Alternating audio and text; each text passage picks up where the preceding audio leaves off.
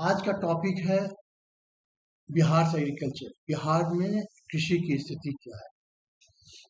आज जो देखना है वो ये इस पर फोकस किया जाएगा कि बिहार में कृषि का पोजीशन क्या है, कृषि पर कितना ज़्यादा हम लोग डिपेंडेंट हैं, या अभी जो है सो किस प्रोडक्ट का अभी कितना ज़्यादा प्रोडक्शन हुआ है, किस पोजीशन पे है बिहार प्रोडक्शन के ख्याल से, यहाँ सब्सिडी कितना दिया जा रहा है, या फिर इसमें फर्टिलाइजर का क्या पोजीशन है, इरिगेशन का क्या पोजीशन है, प्रोक्योरमेंट कैसा चल रहा है वगैरह वगैरह। इन सारी चीज़ों पे आज का बेसिकली डेटा फैक्ट है, डेटा बेस ज़्यादा आपको मिलेगा यहाँ पर, इसलिए इस पर थोड़ा सा फोकस ज़्यादा।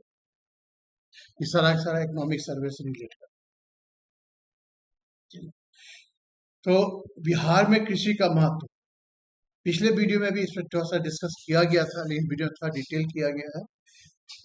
बिहार में क्या है, तो बिहार में बैकबोन ऑफ द इकोनॉमी, हमारा कृषि जो है बिहार का इकोनॉमी बैकबोन है। किसी बिहार की अर्थव्यवस्था की रीढ़।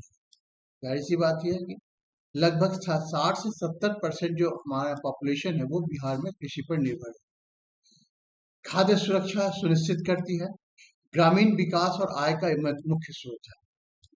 बाकी स्टेट और इस स्टेट में अंतर इतना है कि यहाँ पर बहुत ज्यादा लोग कृषि पर डिपेंड, क्योंकि यहाँ कोई इंडस्ट्री नहीं है, इंडस्ट्रियल बेल्ट खास है नहीं, बिजनेस खास है नहीं, तो ज्यादा से ज्यादा यहाँ पर लोग कृषि पर ही डिपेंड है। मिनरल है नहीं यहाँ पर ज्यादा। तो अब है कि दूसरा चीज है, सबसे बड़ा चीज क्या है कि ये रॉ मटेरियल फॉर इंडस्ट्री। जाहिर सी बात है कि जितना फूड इंडस्ट्रीज है वो सारा का सारा एग्रीकल्चर के रॉ मटेरियल चलता है। फूड इंडस्ट्री यहाँ पर ग्रो कर रहा है, जिस पे के बारे में हम बात करेंगे हम लोग आगे। और इसलिए जो इसका आता है कि ये एक इसका बहुत इंपॉर्टेंट है कि फूड इंडस्ट्री का रॉ मटेरियल सप्लाई करता है। और एग्रो बेस्ड इंडस्ट्री जितना भी, जैसे जूट हो गया, शुगर हो गया, इस सबको जो है सो कच्चा माल। आगे बढ़ने के पहले हम लोग बात करेंगे बिहार की कृषि की सामान्य विशेषताएं, जनरल जो प्रैक्टिस्टिक्स होते हैं एक या किसी की मिट्टी की, तो उसके बारे में थोड़ा सा चर्चा करें। आगे तो देखेंगे। सबसे पहले चीज क्या है कि बिहार की मिट्टी जो दोमट और जलोढ़, मतलब कि लोमी और एलुवियल। एलुवियल तो आप समझ ही रहे हैं कि जो नदी के द्वारा जो मिट्टी लाई जाती है वो जो बाद में बनती जाती है, उसी को हम एलुवियल सॉइल। और लोमी सॉइल, दोमट जो कहते हैं, वो डेफिनेटली जो है सो एक सबका मिक्स जो होता है, that is soil is renewed every year by silt and clay deposit from the Indo-Gangetic and Brahmaputra। यहाँ पर सबसे बड़ी बात यह है कि यहाँ पर ये कहा जा रहा है कि जो हमारे यहाँ की जो मिट्टी है, आप देखिएगा कि हमारे यहाँ मिट्टी में क्या होता है कि हर साल बाढ़ का पानी, बहुत एरिया में तो बाढ़ का पानी जो आता है तो अपने साथ मिट्टी भी ले आता है। तो जिसके कारण क्या करती है कि जो मिट्टी अपने साथ लाती है वो पुराने मिट्टी के ऊपर आ जाती है, जिसके कारण हर साल जो है सो हमारे यहाँ जो है सो सॉइल का से कुछ ना कुछ जो है सो परिवर्तन होता है, क्योंकि पुरानी मिट्टी नहीं रहती बल्कि ऊपर से नई मिट्टी आ जाती है। हमारे यहाँ का मिट्टी है वो पोटास और लाइम स्टोन में रिच है। जनरल कैरेक्टरिस्टिक्स की बात किया जाए तो पोटास और लाइम स्टोन में, पोटास और चूना में हमारे यहाँ मिट्टी ज्यादा रिच है। हमारे यहाँ नाइट्रोजन, फास्फोरस और ह्यूमस जो है सो ये हमारा, ठीक है, नाइट्रोजन, फास्फोरस और ह्यूमस की कमी है। अलुवियल सॉइल लगभग 50% से ज्यादा जो है बिहार का टोटल। तो जनरल कैरेक्टरिस्टिक्स पे ये मान सकते हैं लोमी एंड अलुवियल सॉइल हमारा सबसे ज्यादा है। सबसे इम्पोर्टेंट चीज है कि हमारा हर साल जो है सो हमारे यहाँ जो जमीन है, मिट्टी है, वो क्या होती है वहां पर नई मिट्टी आ जाता है। पोटास और लाइमस्टोन ज्यादा है, लेकिन नाइट्रोजन, फास्फोरस और ह्यूमस की कमी रहती है। अलुवियल सॉइल लगभग बिहार का 50% या उसके आसपास है।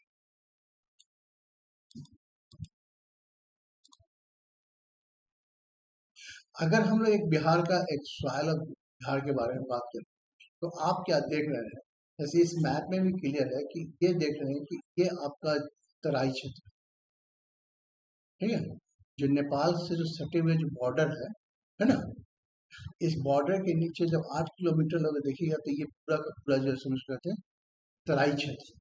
ये लंबी पट्टी पट्टी करके चलता है ना। तो ये तराई क्षेत्र, ये इसका कौन सा तो ये तराई मिट्टी इसको हम लोग, जो नेपाल के जो सटे जो ये वाला जो क्षेत्र है, आप यहाँ पर क्या देख रहे हैं कि ये इसको हम लोग पर्वतीय मिट्टी भी कह सकते हैं।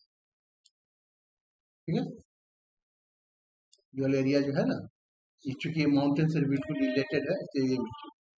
अब आप यहाँ पर दो तरह की मिट्टी, एक जैसे कि एक पुरानी मिट्टी और एक नई मिट्टी। तो पुरानी मिट्टी और नई मिट्टी में अंतर ये है कि जहाँ बार बार पानी पहले गया था, पहले एल्यूमिनियम सॉइल बहुत दिन से वैसी हो, वहां पर कोई नया मिट्टी नहीं गया है, या वहां पर डिफरेंट कारण से जो है सो नया मिट्टी नहीं पहुंच पा रहा है, तो वो मेरा पुरानी मिट्टी है। पुरानी मिट्टी को क्या कहते हैं? भांगड़ कहते हैं। भांगड़ कहते हैं। तो ये जो एरिया है, ये पुरानी मिट्टी का वाला एरिया जो हमारा। बाकी जो नवीन इसको जो कहते हैं हम लोग जलोढ़ मिट्टी कहते हैं, ये बाकी रेस्ट जितना भी ये सब चूंकि ये आपको जैसे मालूम है, उत्तर बिहार का पूरा एरिया क्या है, तो बाढ़ के द्वारा, बाहर से आता है पानी ना, है?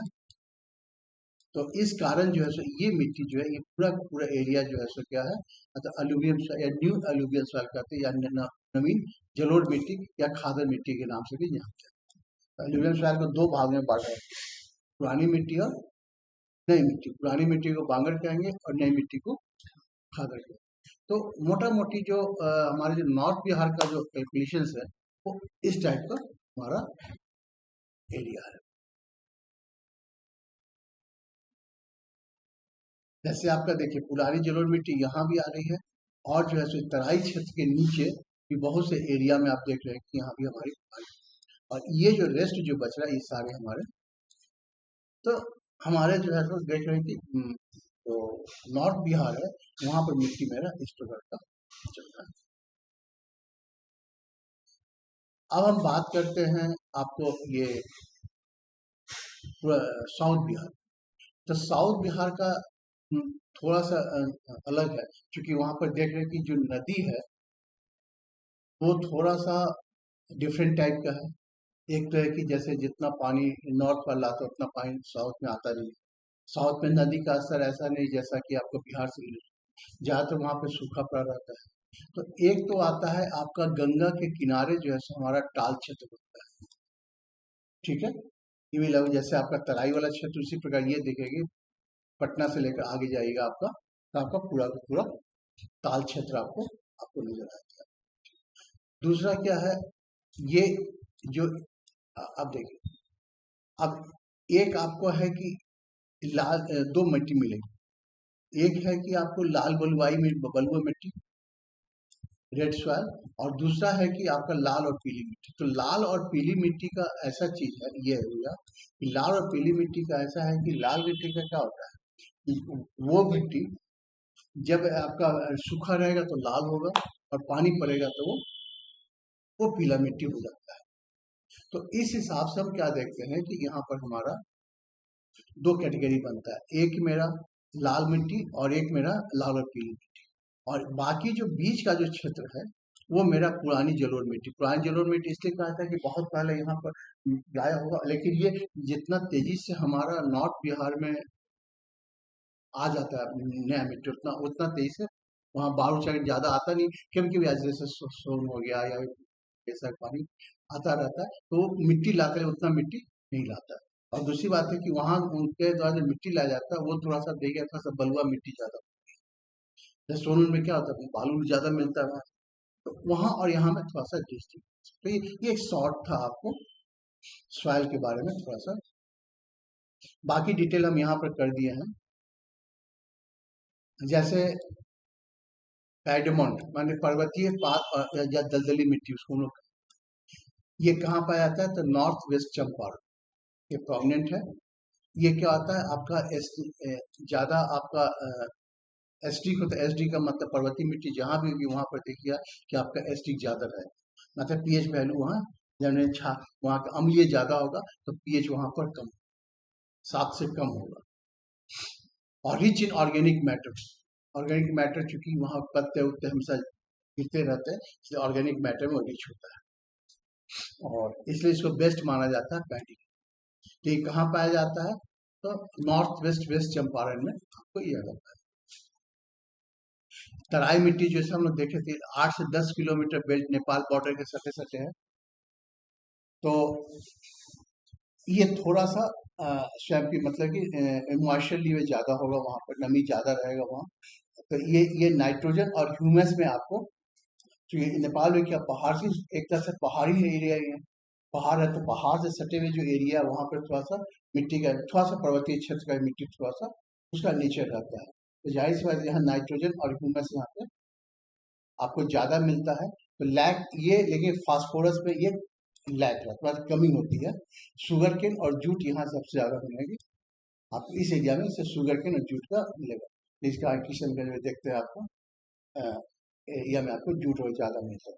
यस, उसका बांगर मतलब उल्टा, पुरानी जलोढ़ मिट्टी और बांगर मिट्टी, या between Gandak and Ghaghara.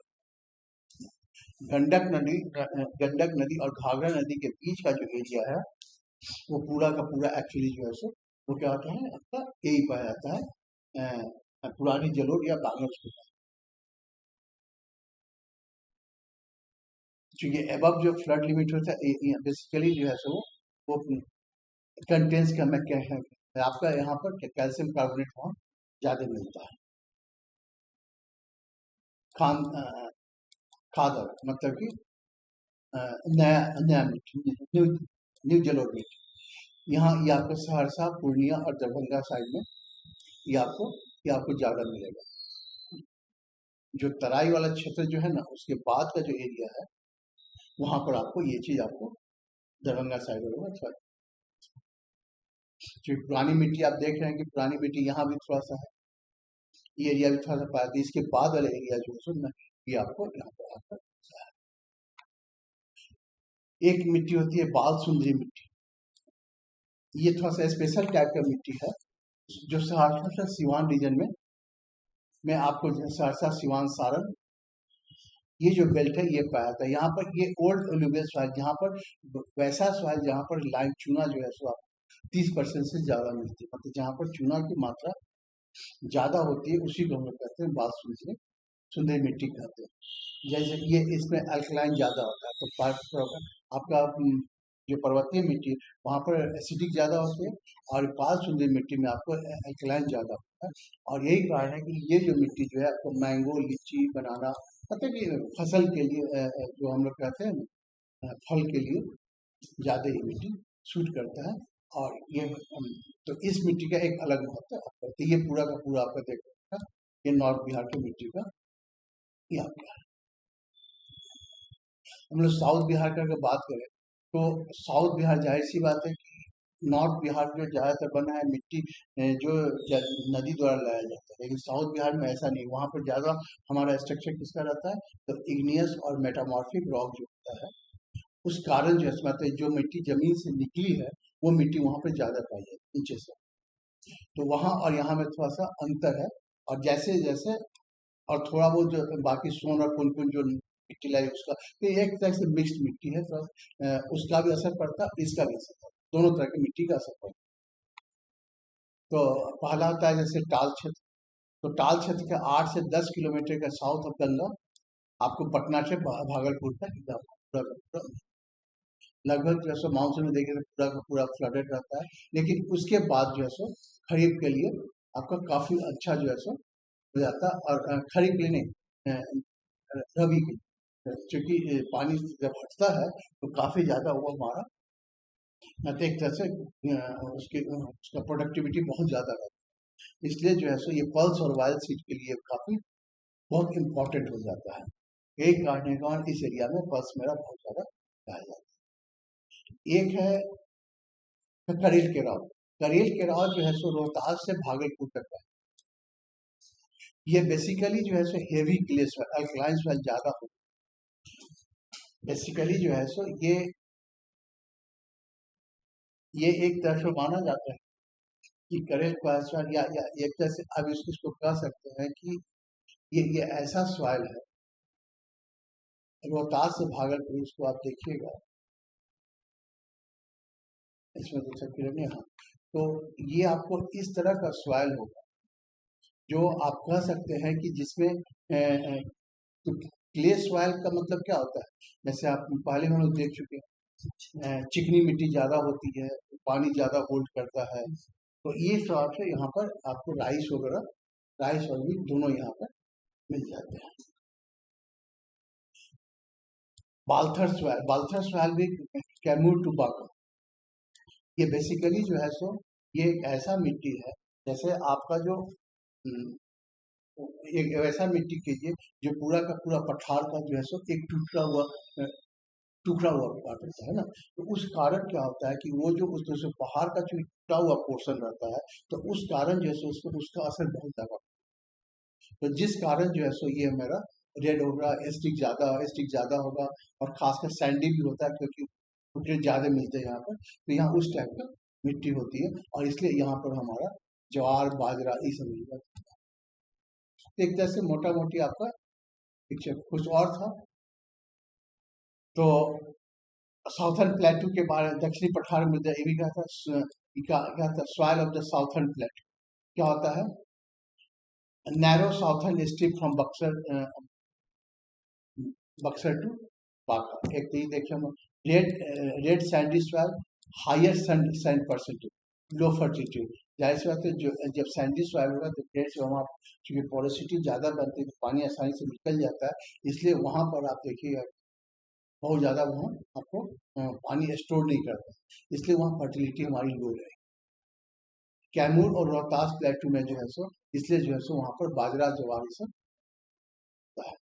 Red and yellow soil, ये जो है सो हमारा यहाँ पर डेफिनेटली जो है सो चूंकि इग्नियस रॉक का ये पार्ट होता है, इसलिए फर्टिलिटी हमारा वहाँ भी लो होता है, और ये सॉइल हमारा खास कर जो है सो बांका गया जमुई मंगूर उस साइड में आपको ज़्यादा मिलेगा, जिसको कि हम ईस्ट साइड में रेड एंड वाइट सॉइल आप चले जाइए कहाँ मिलता है, साउथ साइड में, माने कि वेस्ट साइड में, पश्चिम कहता है कैमूर बाका, और जो हमारा ईस्ट साइड होता है, ईस्ट साइड जो होता है आपका, जैसे कैमूर होता है, जैसे हो गया तो पश्चिमी एरिया हो गया, और जो हमारा पूर्वी एरिया हुआ, बाका हुआ, ये सब एरिया जो मेरा मुंगेर से हमारा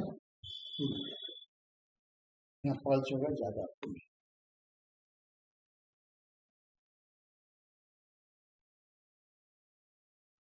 कुछ और भी चीज़ें इंपॉर्टेंट है, देखा जा रहा है कि नेचुरल मोस्ट, चूंकि आपका पता है कि मल से जो दाल दलहन का होता है वो नाइट्रोजन फिक्स करता है, ठीक है ना, तो जाहिर सी बात इसलिए, और बाल सुंदरी soil specially need this because it lacks, क्योंकि बाल सुंदरी चूंकि हमारे हमारे नाइट्रोजन की कमी ऐसे भी जनरल है, और बाल सुंदरी जो है सो इसको चूंकि ज़्यादा सूट करता है, यानी तो एक तो है कि चूंकि दलहन हमारा नाइट्रोजन फिक्स करता है और नाइट्रोजन की कमी भी रहती है, इसलिए बाल सुंदरी वाइन में हमारा इसी आपको ज़्यादा वहाँ पर देखते हैं दलहन वगैरह, इसलिए वहाँ पर मीथेन, जैसे आपको मालूम है कि जो हमारा धान होता है वो क्या मीथेन का एक अच्छा सोर्स माना, मीथेन काफ़ी निकलता है, तो इसलिए जो है सो जो कादर जो एरिया है मेरा, वहाँ पर आप ये भी सवाल आ सकता है कि वो आपका सोर्स ऑफ मीथेन एमिशन ज़्यादा है, क्योंकि धान के कारण मीथेन निकलता है, इसलिए जो है सो वहाँ पर माना जाता है कि जो कादर एरिया है वो आपका मीथेन का अच्छा सोर्स है। बाल सुंदरी में चूंकि आप दाल में जैसे 30% से ज़्यादा उसके आसपास जो है सो आपका अल्कलाइन होता है या कैल्शियम होता है, लाइन होता है, तो वहाँ पर जो है सो आपका, इसलिए वो लीची के लिए वो ज़्यादा अच्छा माना जाता है। यही कारण है कि मुजफ्फरपुर जो है शाही लीची का जीआई टैग मिला हुआ। भागड़, ये ये एक तरह से शिवालिक का पार्ट में known as Bihar extension of the mountain, ये उतना इम्पोर्टेंट, बस मेन है कि हमारा जो ताल क्षेत्र जो है वो जाहिर सी बात है कि पहली बात हुआ था, तो बिहार के पल्स के लिए ज़्यादा इम्पोर्टेंट, तो ज़्यादा इसमें सवाल ऐसा नहीं आया, इसमें इससे जो है सो सॉइल से पहले था कि सॉइल पे बहुत ज़्यादा क्वेश्चन रहते थे स्टार्टिंग, अभी जो है सो एक जनरल आइडिया हो जाएगा कहाँ पर क्या मिल रहा है सॉइल का, तो it will be more than, कहने के लिए डिटेल कहिए तो डिटेल का भी अलग से बन सकता है, लेकिन इट विल टेक लंबा, उसमें ज़्यादा समय नहीं देना चाहते हैं, क्योंकि अब जैसे देख रहे हैं कि अब कुछ से जो चीज़ सवाल पहले ज़्यादा पूछा करता था, अब जो है सो उसकी वो चीज जो है कम हो। तो बेसिक आइडिया होना चाहिए, अदरवाइज देखते हैं फिर आगे। अगर आप लोग को लगेगा कि नहीं कोई स्पेशल चाहिए तो हम उसको बात करें। अब आता है agro climatic zone of Bihar. तो एग्रो क्लाइमेटिक जोन जो है इसको 4 जोन में, बेसिकली कहीं 3 कहीं यूजली 4 जोन में बांटा जाता है। तो जोन ए, जोन 2 ये दोनों हमारा नॉर्थ बिहार का पोर्शन पड़ता है, और जोन 3A और जोन 3B ये मेरा साउथ बिहार का पोर्शन पड़ता है। तो ये पूरा का पूरा जो आपको ये वाला पोर्शन जो देख रहे हैं, लाल वाला पोर्शन कह रहे हैं, ये मेरा जोन ए है, और ये जो देख रहे हैं आपका जोन बी है। तो इसमें आपको 8 जिले पड़ते हैं, इसमें आपको 13 जिले पड़ते हैं। ठीक है, जोन ए में कितने हैं? तो 13 जिले हैं, और जोन 2 में हमारा 8 जिला है। तो ये जोन 2 का जो है सो देख रहे हैं पूरा का सुपौल, जैसे सुपौल हो गया, मधेपुरा हो गया, सहरसा हो गया, है ना, ये जितना उस साइड का एरिया, किशनगंज, पूर्णिया, ये सब हमारा जोन बी में, जोन 2 में आता है। जोन ए में देखिएगा कि ये जितना भी बाकी पश्चिमी चंपारण, सुपौल, सीतामढ़ी, मधुबनी, दरभंगा, वैशाली, मुजफ्फरपुर, सिवान, ये सारे हमारे जोन ए में आते हैं। जोन 2A, 3A और 3B, तो ये वाला जो एरिया है हमारा, इसमें आपको 6 डिस्ट्रिक्ट है जोन 2A में, 3A में। तो ये वाला पोर्शन मेरा जोन 3, जैसे लखीसराय, जमुई, है ना, ये सारे सारे हमारे जोन 3A में आते हैं। और बाकी ये जो साउथ वाला पोर्शन बिहार जितना है आपका, औरंगाबाद हो गया, कैमूर हो गया, ये सारे हमारे, पटना, ये सब हमारे जोन 3B में। तो इससे सवाल एक ये आ सकता है, ये तो पूछेंगे कौन किस जोन में है, याद कर लीजिएगा तो ज़्यादा अच्छा, अदरवाइज जो है सो कम से इतना जरूर याद रखिएगा कि किस जोन में हमारे कितने जिला है। खासकर इसका जब अगर बात करेंगे, अगर इसका जब बिहार स्पेसिफिक जब आएंगे, जब फिजिकल ज्योग्राफी पे आएंगे, तो फिर वहाँ पर जो है, क्योंकि यहाँ पर जो हम लोग डिस्कस कर रहे हैं वो इकोनॉमिक ज्योग्राफी के साथ से है, तो यहाँ पर हम उसके फिजिकल पर या फिजिकल पर बहुत ज़्यादा नहीं, तो यही कारण है कि, और इसके बारे में ज़्यादा बात करेंगे एग्रो क्लाइमेटिक जोन, जब खासकर इसका क्लाइमेट कैसा होता है, पानी कहाँ ज़्यादा होता है, क्या आता है, इसके सॉइल पे भी बात करेंगे। तो वो जब आप फिजिकल ज्योग्राफी ऑफ बिहार पर आएंगे तो वहाँ पे ज़्यादा, इसलिए यहाँ पर बहुत ज़्यादा, यहाँ पर इकोनॉमिक पॉइंट ऑफ व्यू से हम ज़्यादा। तो थोड़ा थोड़ा चीज़ जो है सो जो इकोनॉमिक पॉइंट ऑफ व्यू से है, नॉर्थ जोन 1, जोन 1 में आप क्या देख रहे हैं, जोन 1 में कितना है, 13 जिला है, और 13 जिला आपका कौन कौन है, तो ये पूरा का पूरा पश्चिमी चंपारण, मधुबनी, सुपौल, दरभंगा, ये सब आपका ये 13 जिले में आते हैं। तो यहाँ पर क्या है, प्राइमरी यहाँ पर क्या होता है कि flat plain with gentle slope. Flat plain का मतलब क्या होता है, ऑलमोस्ट जो है सो वो एक समतल मिलेगा और हल्का सा स्लोप है ना, और features a mix of Bhangar, old swell in the western part and Khadar in the new alluvial swell toward the कह क्या रहा है कि जब आप वहां पे सॉइल देखे थे, तो ये जो है सो आपका, ये आपका वेस्टर्न पार्ट है और ये आपका ईस्टर्न पार्ट है। तो क्या हो रहा है कि सॉइल जो है सो आपको क्या है कि यहाँ से जो है सो साउथ से उठकर जब ईस्ट की तरफ बात करते हैं, तो आपको थोड़ा इधर आपको बांगर ज्यादा मिलेगा, और इधर देखिए जैसे जैसे बढ़ेगा वैसे वैसे आपका नया सॉइल आपको ज्यादा मिलेगा। ठीक है, क्लाइमेट जो है मॉडरेट रेनफॉल, मॉडरेट रेनफॉल का मतलब ये है कि जो जब वहां पर पड़ेगा तो आप क्या देखते हैं कि पानी जो है आपको सबसे पहले यहाँ पर आता है, जोन 2 में आता है, क्योंकि इस साइड से भी हमारे पूरब से पानी आ रहा है, पूरब साइड से वर्षा हो रही है, तो डेफिनेटली हमारे इस साइड में पानी जो है सो हमारा पूरब के रेस्पेक्ट में तो कम होता है, तो इसका भी असर हमारे खेती पर बहुत ज्यादा पड़ता है। तो जाहिर सी बात है कि हमारा तो लगभग वर्षा यहाँ मीडियम ही होती है, temperature slightly lower than compare to south Bihar के रेस्पेक्ट में। इस एरिया में टेम्परेचर देखिएगा कि थोड़ा आपको कम मिलेगा, जैसे जो गंगा साउथ बिहार का वहाँ का तापमान देख लीजिए, और जो आपका नॉर्थ बिहार का तापमान, हम लोग नॉर्थ बिहार का बात करें अगर जोन वन में है, तो जाहिर सी बात यहाँ उतनी बारिश नहीं होती है जितना कि आपको जोन 2 में होती है। तो डेफिनेटली जो है सो आपका टेम्परेचर जो है सो जोन 2 के कंपेरिजन है यहाँ पर कम रहता है। वैसे नहीं कहता है कि नॉर्थ बिहार में कहता है हमारा टेम्परेचर जो है सो थोड़ा सा साउथ बिहार से आपको कम मिलता है। तो जोन 2 का मानते हैं कि हाँ जोन 1 का टेम्परेचर जो थोड़ा सा कम होता है। एग्रीकल्चर इम्पोर्टेंट ये क्या है, ये ये जोन जो है हमारा sugar belt of Bihar group में ज्यादा जाता है। जोन 1 में क्या देखेंगे, आपको जो है चीनी की में शुगर का खेती जो है सो शुगर केन की खेती आपको ज्यादा मिलेगा, और यही कारण है कि यहाँ पर शुगर बेल्ट वगैरह आपको ज्यादा। की district Siwan, Saran, Vaishali, Muzaffarpur, east Champaran, west Champaran, सारे के सारे 1 का है। और यहाँ पर देखिए खेती, जैसे आप खेती वगैरह में, खेती में चीनी की खेती वगैरह पर ज्यादा यहाँ फोकस, और भी चीजें और दे आगे बढ़े।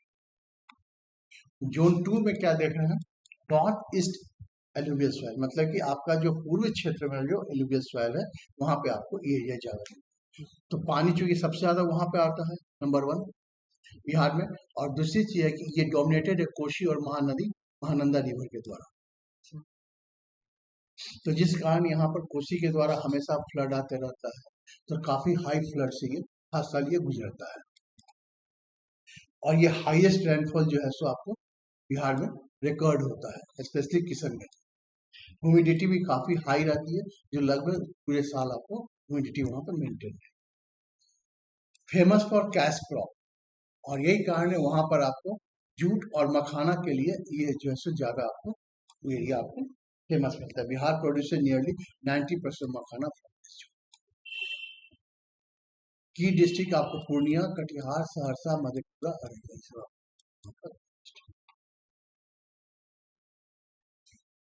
अब चलते हैं जोन 3। डेफिनेटली ये एक्चुअली ये बहुत जगह जोन, पूरे साउथ बिहार को जोन 3 में कहा जाता है, लेकिन कुछ कुछ कंडीशन कारण से इसको बहुत 3A और 3B में बांटते हैं। 3A जैसे आपको मालूम है कि जो हमारा ईस्ट साइड है, माने कि जो पूर्वी क्षेत्र है वो मेरा 3A में आता है, और जो पश्चिमी साइड पड़ता है वो मेरा 3B में आता है। तो पूर्वी साइड जो हमारा 3A में आता है, तो उसमें आपका जैसे मुंगेर, भागलपुर सब होगा हमारा, है ना। जो पूरब की तरफ हो रहा है मेरा जमुई होगा, और जो ईस्ट साइड होगा कैमूर, रोहतास सब हमारा divide two zone 3A east और 3B वेस्ट। सोन नदी के जो हमारा पूरब की तरफ है, सोन नदी से जो मेरा पूरब है वो सब मेरा जोन 3A में आता है। और हाँ, और नहीं सॉरी, हाँ 3A में कौन आएगा, हाँ सोन नदी के जो पूरब होगा और 3A में आएगा, और पूरा पश्चिम जो होगा वो 3B में आएगा। तो जाहिर सी बात है इसका ऊंचाई नॉर्थ बिहार से ये ज्यादा ऊंचाई पर, माने जमीन सी लेवल से बात करते हैं, तो डेफिनेटली नॉर्थ बिहार और साउथ बिहार में, साउथ बिहार जो हायर रेंज पे, हायर हाइट पे माना जाता है। इसका यूनिक फीचर होता है ताल लैंड, ठीक है, किराए चिकनी मिट्टी द्वारा, हेवी क्ले द्वारा पाया जाता है हमारा। और ये पल्स के लिए काफी इंपॉर्टेंट माना जाता है। रबी क्रॉप यहाँ काफी अच्छा यहाँ होता है। अनलाइक नॉर्थ बिहार, यहाँ पर सूखा ज्यादा पड़ता है। नॉर्थ बिहार में बाढ़ ज्यादा आता है, तो साउथ बिहार में सूखा ज्यादा पड़ता है।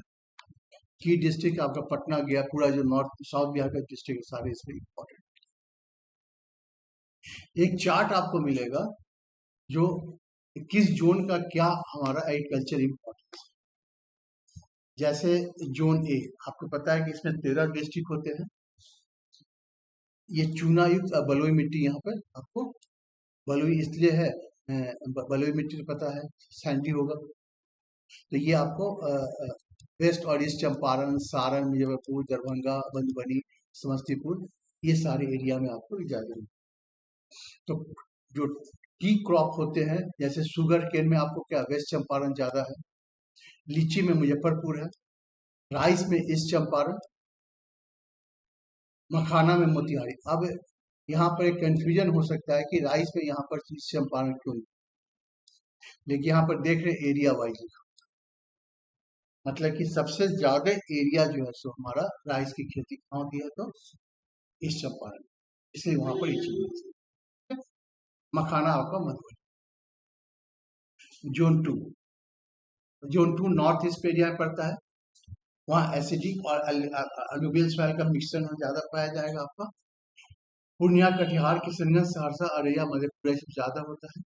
उस एरिया में आपको मैजा सबसे ज्यादा होगा, कटिहार जैसे पाया जाता है। जूट के लिए पूर्णिया है, चाय के लिए किशनगंज है, ठीक है। और अगर प्रोडक्शन में बात किया जाए तो सबसे ज्यादा मैजा आपको कहाँ होता है, तो अररिया में। जोन 3 में आपको साउथ ईस्ट हो गया, दमोह जलोढ़ है, भागलपुर, बांका। अगर ये भी याद रहेगा ना तो आपका इससे भी थोड़ा सा सवाल हो सकता है कि आ जाए। हाँ, भागलपुर, यहाँ पर ध्यान दें, हम सॉइल पे बहुत ज्यादा फोकस नहीं करते, समझ ना। ये सिर्फ इकोनॉमिक सर्वे पे रिपोर्ट ज्यादा बनेगा, इसलिए थोड़ा सा उस वहाँ ज्यादा फोकस है। फिजिकल स्ट्रक्चर आएंगे तो फिर हम यहाँ पर सॉइल वगैरह डिस्कस करेंगे। भागलपुर, बांका, मुंगेर, जमुई, जैसे भागलपुर का भागलपुर जर्दालू आम जैसे आप बोलते हैं, भागलपुर सिल्क जैसे इम्पोर्टेंट है। पल्स भी लखीसराय में काफी ज्यादा, धान दलहन वगैरह सबसे ज्यादा। जोन 3 भी आपका क्या साउथ वेस्ट होता है, हेवी की चिकनी मिट्टी है, रोहतास, बक्सर, भोजपुर, पटना, ये सब आपका इसमें आता है। और यहाँ पर आपका क्या आता है, राइस आपको जानते हैं रोहतास सबसे ज्यादा होता है, व्हीट आपका रोहतास में सबसे ज्यादा होता है, और पल्स पटना में सबसे ज्यादा। वेजिटेबल के लिए नालंदा काफी, क्योंकि डेटा बेस्ड है इसलिए इसको थोड़ा सा।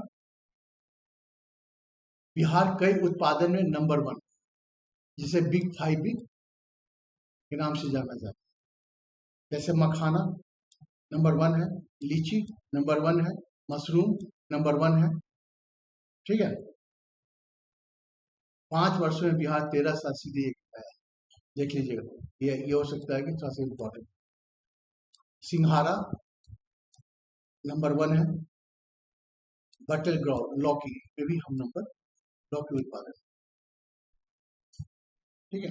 अदर जो मेजर रैंकिंग है, जूट में हम 2 पे हैं, मैज में 3 पे हैं, आलू में तीसरे स्थान पे हैं, मध्य में हम चौथे स्थान पे हैं, और राइस और मीट में हम छठे स्थान। समझा क्या?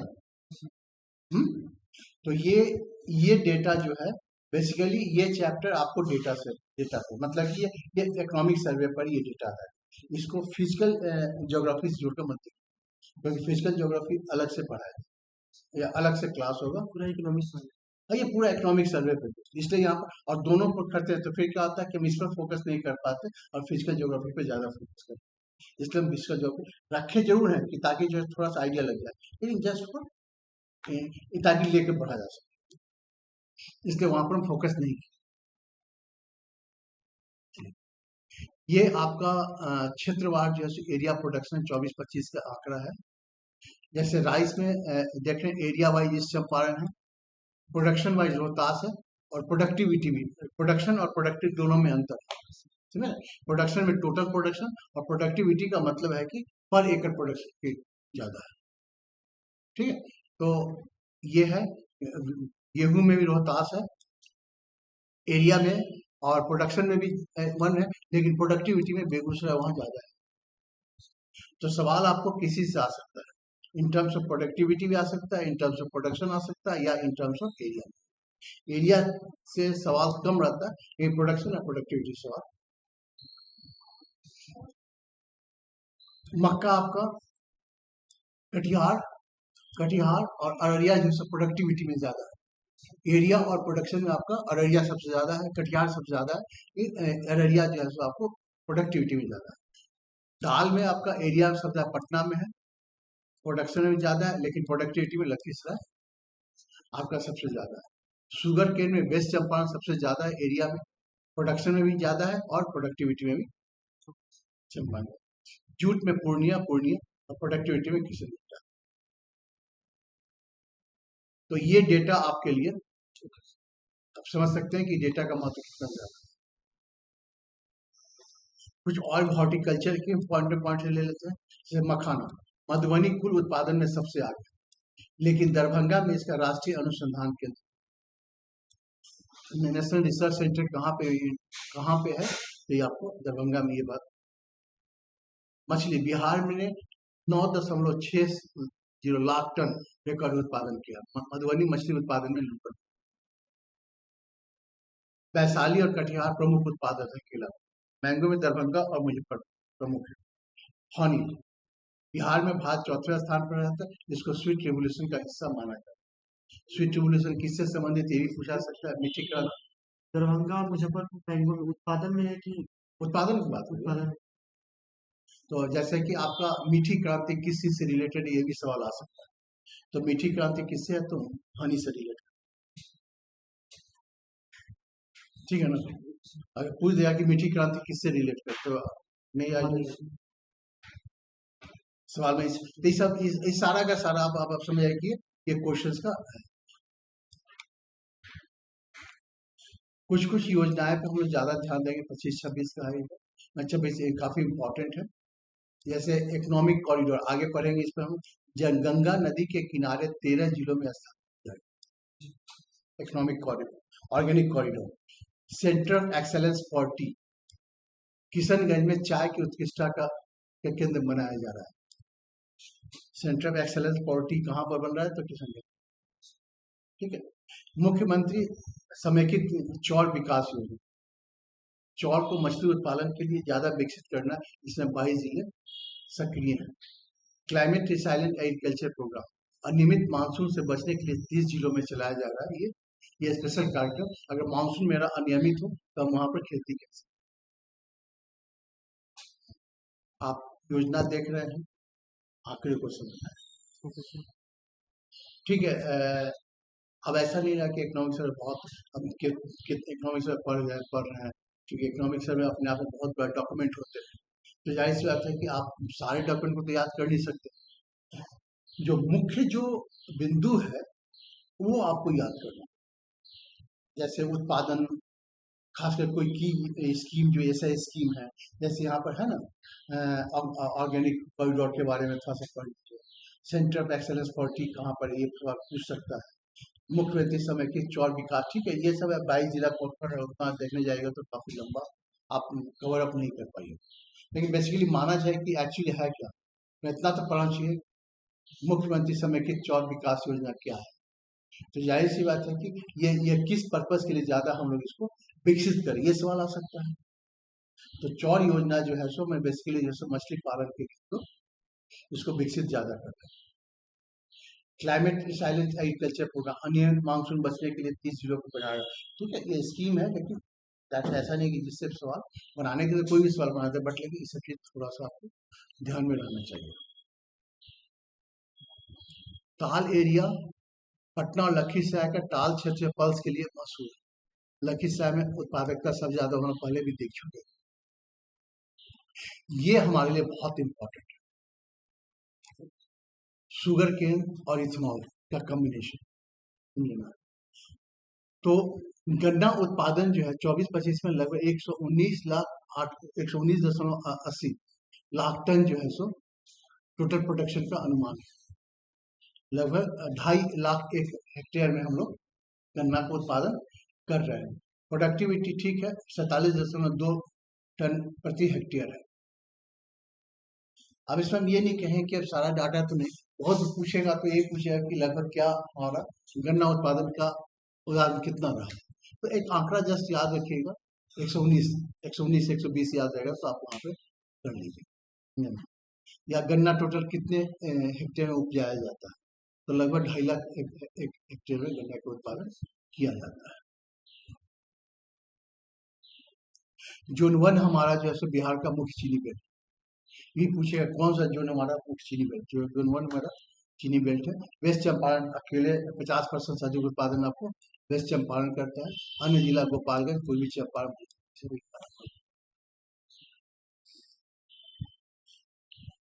बिहार में इथेनॉल नीति, इसको हम लोग इथेनॉल पॉलिसी के नाम से भी जानते हैं। बिहार भारत का पहला राज्य था जिसने 2021 में अपनी इथेनॉल प्रमोशन पॉलिसी की घोषणा की। ये भी एक क्वेश्चन का पार्ट है। इसका लक्ष्य बिहार को भारत का इथेनॉल हब बनाना, मतलब सबसे ज्यादा यहाँ इथेनॉल उत्पादन हो, इस पर बिहार का ज्यादा। तो बिहार केवल गन्ने गन्ने का मतलब है कि जैसे इथेनॉल आपको बहुत तरह से पाया जाता है। एक तो है कि गन्ने से पाया जाता है, उसके बाद है कि धान गेहूं इस सब का जो आपका स्ट्रॉ जो होता है उसका, उससे भी पाया जाता है। और अभी हम लोग जैसे देखे थे, हम लोग की अलगी वैसे प्रोडक्शन की बात चल रही है, अभी है डेवलप किया था।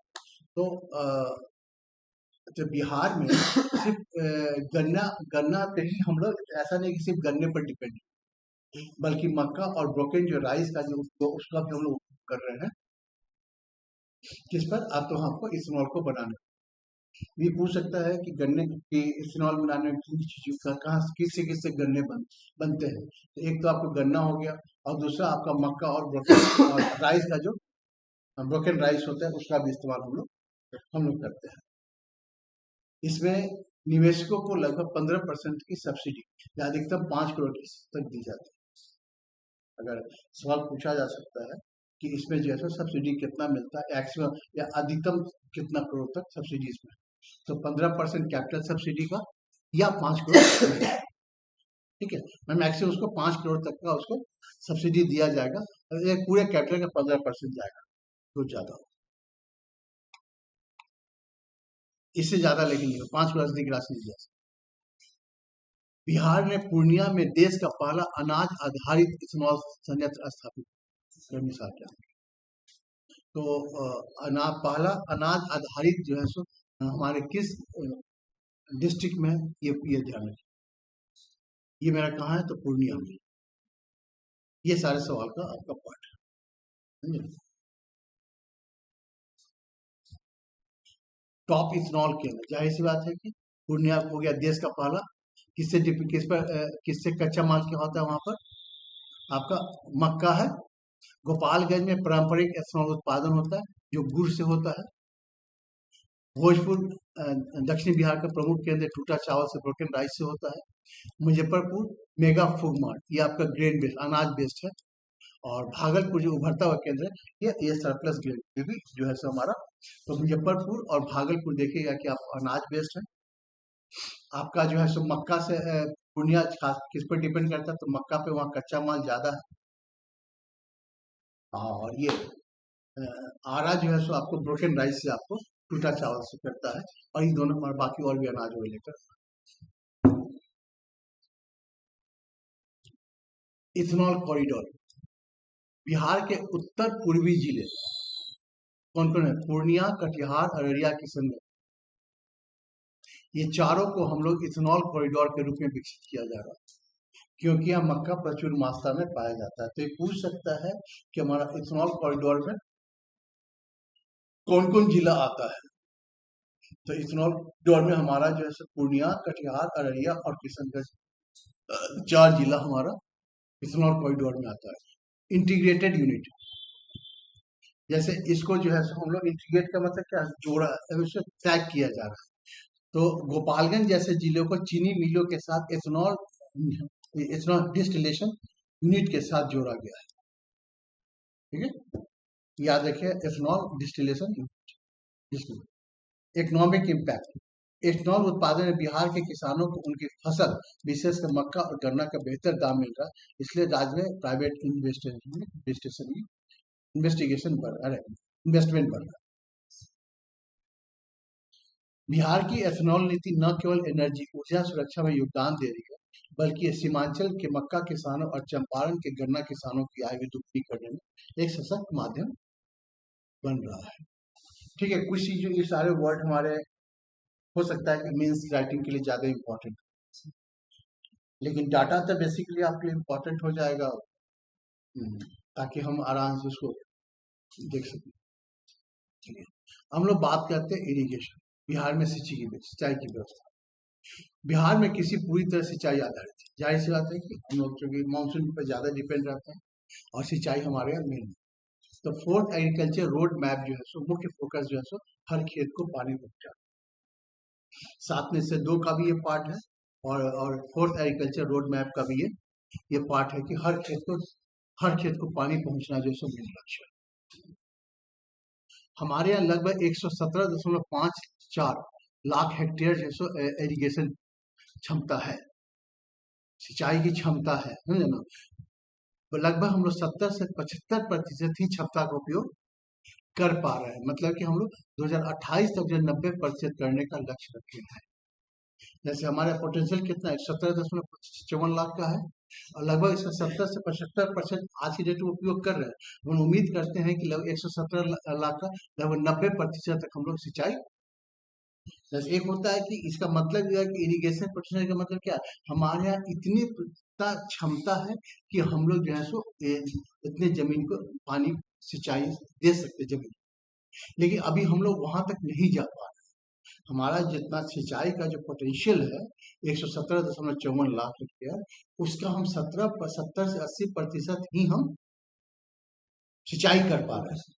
इसको हम कहाँ ले जाना चाहते हैं, लगभग 90% तक हम जो है 28 तक ले जाने का हमारा लक्ष्य है। फोकस क्या, अब केवल सिंचाई क्षमता बनाना ही नहीं है, बल्कि डिजिटल मॉनिटरिंग के जरिए एक्चुअल इरिगेशन सुनिश्चित करना भी सरकार की प्राथमिकता है। जैसे ये हम यहाँ पर बात क्या करें, एक है कि हम कि हमारा 117 एकड़ जो है सो लाख हेक्टेयर हमारा सिंचाई करने का क्षमता है। तो एक है कि हम अपने क्षमता को बढ़ा दिए, क्षमता बढ़ाया क्या ज्यादा सिंचाई हुआ। और दूसरा चीज क्या कह रहा है कि जो सिर्फ क्षमता बढ़ाना एक बात है, और उसके साथ साथ उसका जो है डिजिटल मॉनिटरिंग करना। डिजिटल मॉनिटरिंग का मतलब क्या हुआ कि अब जब पानी जा रहा है तो उस पानी का हम डिजिटली पूरा जो है हमारा आंकड़ा आ रहा है कि इतना इतना पानी, इतना खेत पट गया, इतना घंटा में पटा, इतना ही पूरा डिजिटल रिकॉर्डिंग के साथ होगा। तो डेफिनेटली उसका क्या होगा कि आपका जो है सो यूटिलिटी जो है उसका व्यापक हो जाएगा। तो सरकार क्या कह रही है कि हम क्षमता, ऐसा नहीं पानी देकर भूल चले आपको पानी देखते नहीं, आप पानी जो दे रहे हैं तो उससे ज्यादा अब हम लोग फोकस किस पर कर रहे हैं कि उसका डिजिटलाइजेशन भी हमारा पूरा का पूरा रिकॉर्ड ही नहीं, पूरा उससे मॉनिटरिंग हो कि पानी सही ढंग से पट रहा है कि नहीं पट रहा है। ऐसा तो नहीं कि पानी जहाँ ज्यादा पानी जरूरत है वहाँ कम पानी दिया जाए, जहाँ कम पानी जरूरत है वहाँ ज्यादा पानी। तो ये सारी चीजें आपको डिजिटल मोनेटाइजेशन में मॉनिटरिंग के जरिए हम लोग इसको जो एक्चुअल इरिगेशन में हम लोग काम करेंगे। क्योंकि बहुत सा चीज आता है जैसे स्प्रिंकल, जैसे हम कहते हैं इरिगेशन, मतलब कहने का मतलब उसमें क्या होता है, पानी जब कम खर्च होते हैं, अब पानी की धार को छोड़ दिया, बह रहा है पानी, उसमें कोई कंट्रोल नहीं। तो ये सारी चीजों को आपको ध्यान देना है। बिहार में अगर सोर्स ऑफ इरिगेशन माना जाता है तो ट्यूबवेल, नलकूप लगभग 63% है। उत्तर बिहार, दक्षिणी बिहार के हिस्से समस्तीपुर में सबसे ज्यादा अधिक है। ठीक है। केनाल, केनाल का में हम लोग क्या करते हैं, लगभग 30% सिंचाई हमारा कहाँ से होता है, तो केनाल से होता है। तो लगभग नलकूप से हम लोग 63% सिंचाई करते हैं। ये क्या करते हैं, उत्तर बिहार, दक्षिणी बिहार के हिस्से को हम लोग जो है सो ये कवर अप कर रहे हैं। खासकर बहुत सा हमारा इरिगेशन हम लोग या ट्यूबवेल से हम लोग वहां पे सिंचाई का पानी देते हैं। जैसे पानी का मुख्य स्रोत का एक तो ट्यूबवेल हो गया, बोरिंग वगैरह जो हम लोग बात करते थे। दूसरा केनाल, केनाल हमारा जैसे रोहतास क्षेत्र में केनाल एरिया में सबसे ज्यादा है, तो वहां पर सिंचाई का मुख्य हमारा सोन, गंडक और कोसी नहर। तो अभी हाल में जो है कोसी नहर का पानी को केनाल में डेवलप किया जा रहा है। आहार और पानी, दक्षिण बिहार में जो है खास गया, नवादा, नालंदा, यहाँ जो है सो आहार और पानी का जो है सो ये पारंपरिक जो है सो हमारा स्रोत जो है सो क्या हमारा आहार किससे को आहार और पानी जो आपका नदी, जो आपका डैम टाइप, डैम में जब पानी इकट्ठा टाइप नहीं होता है, समझ रहे हो ना। तो इस सब टक्कर से हमारा जो है सो ये सिंचाई का सबसे ज्यादा हमारा सिंचाई आपका 63% होते हैं। केनाल से लगभग 30% सिंचाई होती है, और आहार पानी से जो हमारा 7% होता है। दो हमारा केनाल, 4 केनाल सिस्टम है, जैसे सोन केनाल, ये सबसे पुरानी प्रभावशाली रोहतास और औरंगाबाद, भोजपुर को सिंचती है। ठीक है। सोन केनाल आपका जो है सो रोहतास, भोजपुर, औरंगाबाद, पूर्णिया को जाती है। गंडक, गंडक केनाल ये शुगर बेल्ट को पूरा का पूरा चंपारण, सारण, मुजफ्फरपुर, ये सबका ये ध्यान देते हैं। कोशी केनाल इस सीमांचल, पूर्णिया और कटिहार के जीवन। वेस्टर्न कोसी केनाल मधुबनी और दरभंगा तक पानी पहुंचाता है। ये 4 हमारा मेजर केनाल, त्रिवेणी केनाल से इसी में आ जाता है। तो हमारे ये सारे के सारे हमारे Kosi canal, Gandak canal, Kosi canal और वेस्टर्न कोसी, ये चार हमारा जो है सो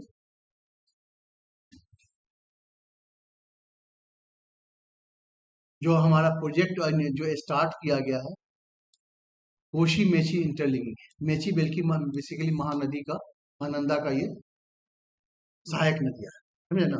तो ये उसी का जो जोड़ने का जो इंटरलिंकिंग करने का जो कोसी का जो एक्स्ट्रा पानी जो होता है वो हम लोग वहां तक ले जाए, ताकि जो है सो कोसी में जो बहुत ज्यादा बाढ़ आता है उसको थोड़ा सा।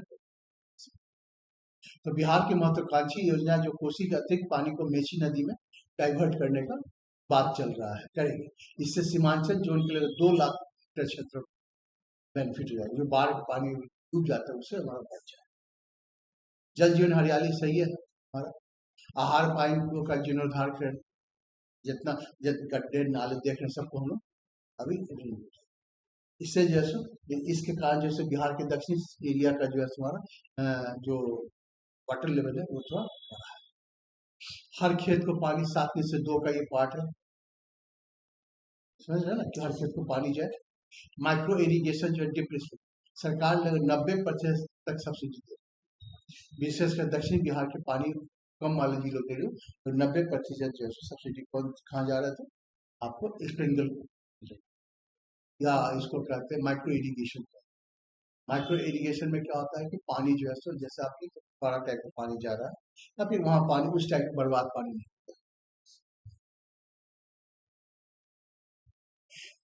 जिलावार अगर फैक्ट करेंगे तो नहरों से सबसे ज्यादा सिंचाई जिला कौन है, तो रोहतास है।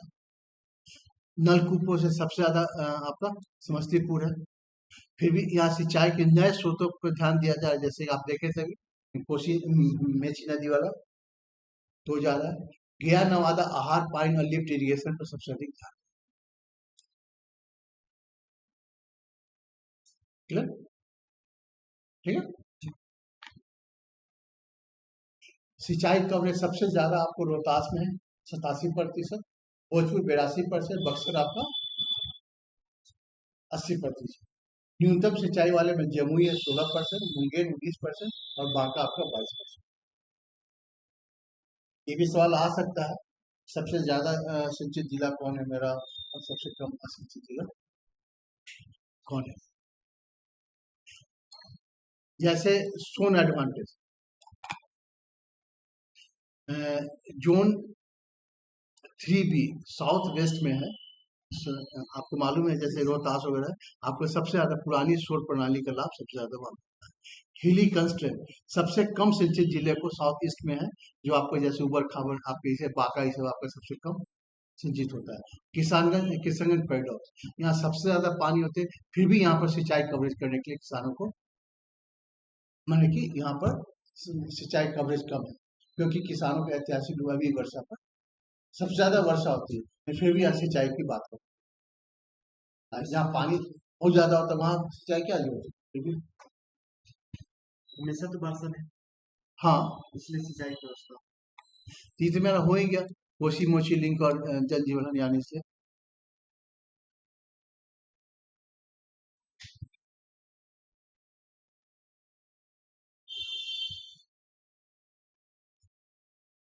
खैर ये जब हम उस पर आएंगे वो पढ़ेंगे, यहाँ पे इसको फर्टिलाइजर यूज इन बिहार, हमारे यहाँ उर्वरक की स्थिति क्या है। लगभग 64.25 लाख टन अनुमान है कि मेरा इतना कंजप्शन होता है।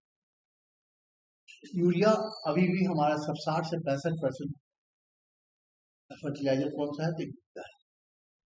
बिहार में औसत उर्वरक खपत जो है 212 kg पर है, जो राष्ट्रीय औसत से काफी ज्यादा है, जो बिहार की गहन खेती इंटेंसिव क्रॉपिंग को दर्शाता है। तो कई सवाल इससे बन सकते हैं हमारे यहाँ कि लगभग हमारा टोटल कंजम्पशन लगभग 64 लाख टन है। यूरिया लगभग 60 से 65% हमारे यहाँ यूज होता है, डोमिनेंट है। लगभग जो है 212 kg पर हेक्टेयर हमारे यूरिया का खपत है, जो नेशनल एवरेज से हमारा ज्यादा है। NPK का जो रेशियो है, जो माना जाता है कि मानक है हमारा फर्टिलाइजेशन के लिए, ये आइडियल होना चाहिए, लेकिन बिहार में यूरिया की तरफ झुका हुआ है।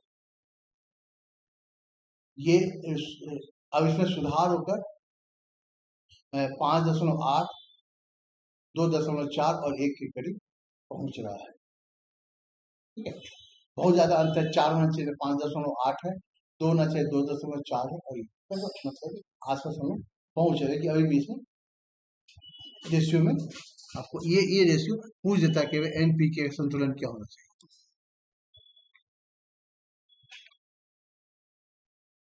सबसे ज्यादा हमारे जो है सो हाईएस्ट हम लोग किस में लेते हैं वॉल्यूम है फर्टिलाइजर में, तो पूर्णिया और कटिहार, मक्का और जूट की में सघन खेती की जाती है।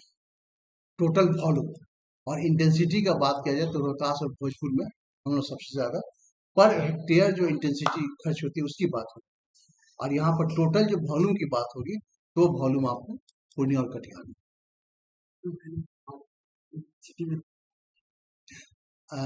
वॉल्यूम का मतलब है कि केजी, कितना केजी खर्चा, और इंटेंसिटी का मतलब है कि पर एकड़ कितना खर्च करना, दोनों में अंतर नहीं है। तो पर एकड़ सबसे ज्यादा खर्चा जो है सो आपको रोहतास भोजपुर में होती है, लेकिन जब ओवरऑल जो मिलाया जाता है तो मेरा पूर्णिया और कटिहार। टॉप बर्मी पर कंपोजिशन, बेगूसराय आपका डेयरी उद्योगों के साथ तालमेल बैठा के सब टॉप बर्मी पे बर्मी कंपोस्ट जो है सबसे ज्यादा जो है कहाँ उत्पादन होता है, तो हमारा बेगूसराय में। उसके बाद नालंदा आता है जो आपका उन्नत सब्जी और जैविक क्लस्टर के रूप में जाना जाता है। गया में भी आता है हमारा, भागलपुर, मुजफ्फरपुर, बागवानी और जीविका के समूह द्वारा भारत में, तो बेसिकली टॉप रैंक है। जो बात कर रहे थे हम ऑर्गेनिक कॉरिडोर का, तो ये जो है 13 जिलों को मिलाकर बनाया गया। तो ये न केवल मिट्टी की उर्वरकता बढ़ाता है बल्कि गंगा नदी को रसायनों केमिकल बचाने के लिए एक सुरक्षा कवच का भी काम करते हैं। कि ये सारे जो वो डिस्ट्रिक्ट कवर किए गए जो गंगा नदी के किनारे हैं। 13 जिले कौन कौन है? ग्रुप ए में बक्सर, भोजपुर, पटना, नालंदा, ये आपको याद करना पड़ेगा। पटना, बक्सर, भोजपुर, पटना, नालंदा। 2 में है आपका सारण, वैशाली, समस्तीपुर, बेगूसराय, और ग्रुप 3 में लखीसराय, खगड़िया, मुंगेर, भागलपुर, कटिहार। तो ये आपको कहीं ना कहीं जो है सो गंगा किनारे जो बसे जो जिले हैं उस पर जो है सो आपको 3 ग्रुप में बांटा गया है ऑर्गेनिक कॉरिडोर को। इसका 2 पर्पस है, एक तो जैविक खेती करना, और दूसरे में है कि गंगा में जितना ज्यादा जैविक खेती होगा उतना ज्यादा गंगा में आपका केमिकल कम जाएगा। बाकी वही चीज है। हाँ, बिहार राज्य बीज एवं जैविक प्रमाण एजेंसी के द्वारा जो है सो आपको दिए जाते हैं कन्वर्जन ग्रांट। पहले वर्ष में किसान को 11,500 प्रति एकड़ का अनुदान दिया जाता है, सब्सिडी दिया जाता है जैविक खेती करने के लिए। जैसे पहले जो खेती हो रही थी ट्रेडिशनल से, अगर आप जैविक खेती कीजिएगा तो उसमें आपको जो है सो लगभग 11,500 प्रति एकड़ का आपको अनुदान दिया जाएगा, ताकि जो है सो आप जैविक खेती कर सकें। दूसरा चीज क्या है, एक सर्टिफिकेशन भी दिया जाता है आपको, किसके द्वारा? बिहार राज्य बीज एवं जैविक प्रमाण एजेंसी के माध्यम से, जो आपको जब भी कोई चीज अगर आप ऐसा प्रोडक्शन कर रहे हैं जो एक्सपर्ट में जा रहे हैं, एक्सपोर्ट अगर कर रहे हैं, तो जाहिर सी बात है कि आपको इसमें इस सर्टिफिकेट की जरूरत पड़ेगी, तो वहां पर ये आपको यहाँ से मिलता है। इस सर्टिफिकेट बीमारी बहुत कम है जैविक। हाँ, इसीलिए सर्टिफिकेट रहता है ताकि जैसे एक्सपोर्ट में आपको मदद। कॉस्ट। हाँ, क्लस्टर अप्रोच, खेती को 20 से 25 एकड़ 25 से 50 एकड़ क्लस्टर में संगठित किया जाता है, ताकि जो लॉजिस्टिक है उसकी गुणवत्ता को सुनिश्चित किया जाए। जैसे कॉन्फ्रेंस पढ़े थे ना कि फ्रेगमेंटेड खेती करने से अच्छा है कि अगर ऐसे क्लस्टर में अगर खेती किया जाए तो डेफिनेटली काफी फायदे कोई बात हो गया। ऑर्गेनिक कॉरिडोर में आपका बर्मी कंपोस्ट और नीम आधारित कीटनाशक पे आपको ज्यादा, ग्रीन मैन्योर पे ज्यादा आपको ध्यान देना।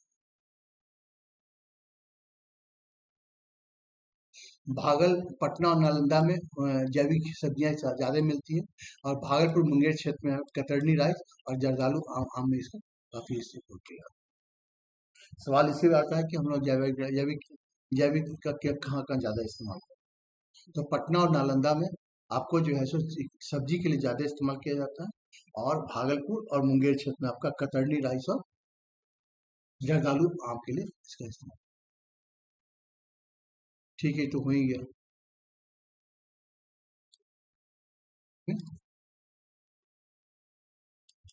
सीड, बीज, बीज प्रतिस्थापन रिप्लेसमेंट रेट, ऐसा कहने का मतलब है कि दर्शाता है कि कुल बुआई क्षेत्र में पुराने घरेलू ब्याज की तुलना में कितने प्रमाणिक बीजों का उपयोग होता है।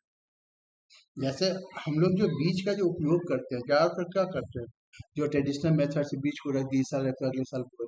अभी कह रहा है कि SSR जो बीज प्रतिस्थापन दर ये बताता है कि हम जो है सो पुराने बीजों का इस्तेमाल कर रहे हैं या प्रमाणिक बीज का हम ज्यादा इस्तेमाल कर रहे हैं, से उस चीज को ये डील करता है। तो कह रहा है कि बिहार फसलों के रिकॉर्ड में SR है, मतलब कि प्रमाणिक बीज हम लोग ज्यादा इस्तेमाल कर रहे हैं, जिसका कि हम लोग जो होता है लगभग 80 से 90% हम लोग मक्का में हाइब्रिड बीज इस्तेमाल कर रहे हैं, गेहूं में 50 से 52% और राइस में हम लोग 45 से 48% जो है सो हम लोग प्रमाणिक बीज जो है सो इस्तेमाल करते हैं। खासकर दलहन तिलहन के लिए लगभग 35% का लक्ष्य रखा गया है, मतलब प्रमाणिक बीज हम लोग इस्तेमाल। तो ये सारे कुछ डेटा है, जाहिर सी बात है कि आप समझ सकते हैं कि ये चैप्टर पूरा का पूरा ये डेटा पर आधारित है। अगर लगेगा कि आपको ज्यादा होगा तो आप बोल दीजिएगा। चलिए, मेजर सीड इनिशिएटिव क्या क्या लिया गया है। बीज ग्राम योजना, एक बीज ग्राम योजना शुरू किया गया है। इसे बिहार के 38 जिला में चुनिंदा गांव को बीज उत्पादन हब के रूप में विकसित किया जा रहा है, ताकि जो है सो बीज उत्पादन में जो है स्थानीय बाजार में हम अपने पर डिपेंड रह सके। विशेष किस्मों के बीज का बढ़ावा दिया जा रहा है। सहन हब, बाढ़ सहन करने वाला धान, जैसे अब बीज को जो प्रमाणित हम लोग कर रहे हैं या डेवलप जो कर रहे हैं, तो वैसा बीज जो आपका फ्लड भी बाढ़ भी आए तो सहन कर ले। बहुत सा क्या होता है कि अपना मतलब कि ड्राउट मतलब होता है अगर पानी नहीं भी पड़ा तो सूखा को बर्दाश्त कर ले। तो ये सारे कुछ कुछ बीजों के प्रकार को पहल किया जा रहा है। जैसे एक है कि बहुत पानी आ गया तो बीज टॉयलेट कर लेगा, एक जगह कि बहुत सूखा पानी पड़ेगा फिर भी बीज को टॉयलेट कर लेगा। तो ये सारे जो है सो क्लाइमेट रिजाइलेंस जो सीट है, मतलब कि जलवायु परिवर्तन से निपटने के लिए जो है सो विशेष रूप से हमारा बीज ग्राम योजना इस पर ज्यादा जोर दे रही है। ठीक है, दूसरा home delivery of seeds. Bihar देश का पहला राज्य है जिसने BRBN पोर्टल के माध्यम से बीजों को डिजिटल होम डिलीवरी शुरू की। मैंने कहने का मतलब है कि आप BRBN किस पोर्टल के माध्यम में हम जाएंगे ताकि जो है सो हमको हम घर बैठे हमको बीज मिल जाएगा। जैसे होम डिलीवरी होता है हर चीज का ना, उसी प्रकार बिहार में भी ये पहला राज्य है जहाँ पर कि बीज जो है सो किसानों के घर पर पहुंचाया जा रहा है होम डिलीवरी के माध्यम से। लेकिन लगभग 10 लाख से अधिक किसानों को इससे फायदा हुआ है। तो आप अंदाज लगा सकते हैं कि हमारे यहाँ क्या हम लोग खेती में हम लोग किस लेवल पे जा रहे हैं, समझ रहे हैं ना। अब देख रहे हैं कि अगर इकोनॉमिक सर्वे अगर आप पढ़ने जाइएगा तो आप समझ सकते हैं इकोनॉमिक सर्वे 800 पेज का होता है, तो आधे में आदमी उलट जाता है। इसीलिए ये सारा डेटा एक जगह कलेक्ट करके रख दिया गया ताकि आप एक बार देख लें, समझे ना, क्योंकि पूरा कवर अप करते करते आपका दिन निकल जाएगा। इसीलिए इसको थोड़ा सा बस सिर्फ डेटा से पहले इसको 2-3 बार डेटा को, क्योंकि डेटा फैक्ट्स है इसलिए डेटा, और ऐसा नहीं है कि अब इकोनॉमिक सर्वे से सवाल बहुत आ रहा है, ऐसा कुछ भी नहीं होता। ऐसा नहीं कि एक होता है ना कि जैसे हिस्ट्री टाइप का सवाल भर भर का आ रहा है, चलो भाई इसमें मेहनत करते तो समझ में आ रहा है, ऐसा नहीं कि सवाल इससे बहुत ज्यादा हर साल आ रहा है तो भर भर, ऐसा कुछ नहीं। 2-3-4 सवाल आ गया तो बहुत, लेकिन सवाल आते हैं तो स्थिति सांप शुद्ध वाली हाल हो जाती है, ना आप छोड़ सकते हैं ना पकड़ सकते हैं, समझ रहे हैं ना। पढ़ना भी जरूरी है, और ऐसा भी नहीं कि पढ़ेंगे तो बहुत ज्यादा सवाल लग जाएगा, ऐसा भी नहीं। मतलब कि अगर वेट के हिसाब से अगर मेहनत की बात किया जाए तो इसमें आपको मेहनत ज्यादा है और उस हिसाब से सवालों की संख्या कम। तो ये मेरे जस्ट कहने का मतलब है, इसलिए इस पर थोड़ा सा बहुत ज़्यादा फोकस नहीं करना है, लेकिन एक बार इसलिए 2-3 बार डेटा है, डेटा को थोड़ा सा जस्ट देखते जाइएगा। ऐसा नहीं कि हाँ एक बार हिस्ट्री एक बार पढ़ ली तो हो गया, इसको नहीं, इसको थोड़ा रिपीट कर। बहुत चीज़ें ऐसा कोई नहीं है जो आप नहीं जानते, लेकिन बहुत सारी चीज़ें फिर भी आप रिवीज किए जाओ तो याद रहे।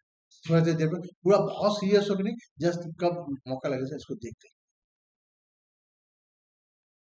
बुनियादी ढांचा, खासकर जो इंफ्रास्ट्रक्चर की बात किया है, विशेष रूप से दालों के लिए जो है सो 10 सीड हब तैयार किए गए।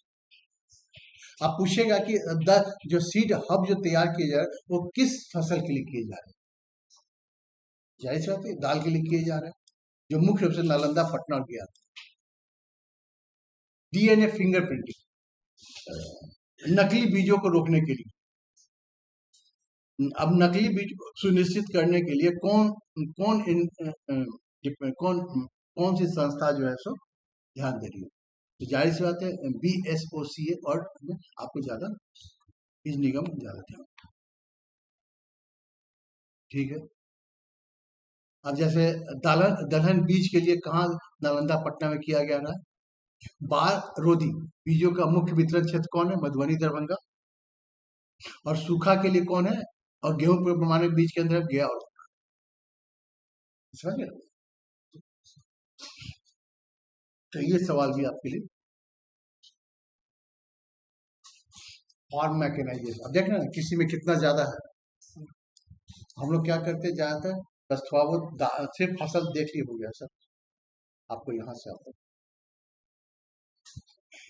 बिहार में कृषि यांत्रिकरण का मुख्य उद्देश्य न केवल खेती को आसान बनाना, बल्कि क्रॉप रेसिड्यू मैनेजमेंट को भी आप और सटीक खेती पर ज्यादा ध्यान। बिहार सरकार 110 प्रकार के कृषि यंत्रों पर सब्सिडी प्रदान है, जिसे OFMS पोर्टल के जरिए पूरी तरह डिजिटलाइज करते हैं। कौन सा पोर्टल है याद रखिएगा। अधिकांश यंत्रों पर 40 से 50% की सब्सिडी दी जाती है। ठीक है, स्पेशल कैटेगरी जो शेड्यूल का शेड्यूल टाइप अत्यंत पिछड़ा होकर 75 से 80% तक सब्सिडी दी जाती है। क्रॉप रेसिड्यू मैनेजमेंट, पराली जला जो बच जाता है उसको जलाने रोकने के लिए हैप्पी सीडर और स्ट्रॉ ब्लेडर जैसे यंत्रों पर 75 से 80% खासकर जो ताकि नहीं जला पाए उसके उससे संबंधित जो यंत्र खरीदे जाते हैं उस पर लगभग 75 से 80%।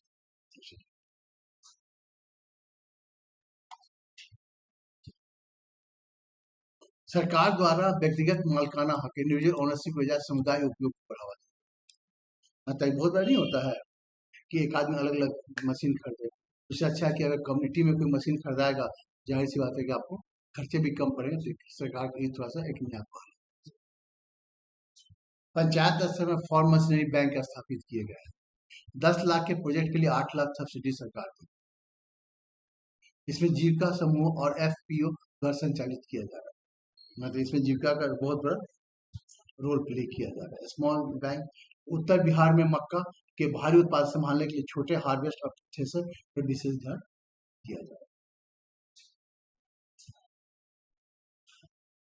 ठीक है,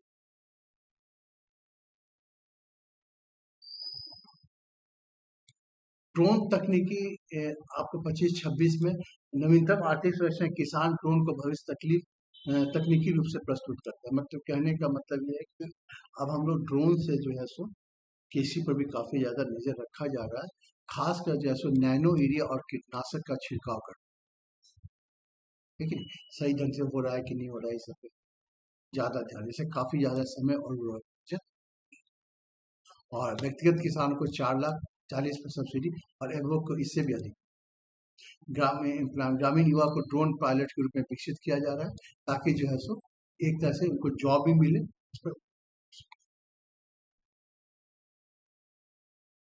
ठीक है, फोर्थ एग्रीकल्चर रोड मैप में देने के लिए इंस्टीट्यूशनल क्रेडिट को ईंधन माना गया। कहने का मतलब है कि जो इंस्टीट्यूशन मतलब जो बैंक में जो लोन लेते थे या जो सरकार द्वारा स्थापित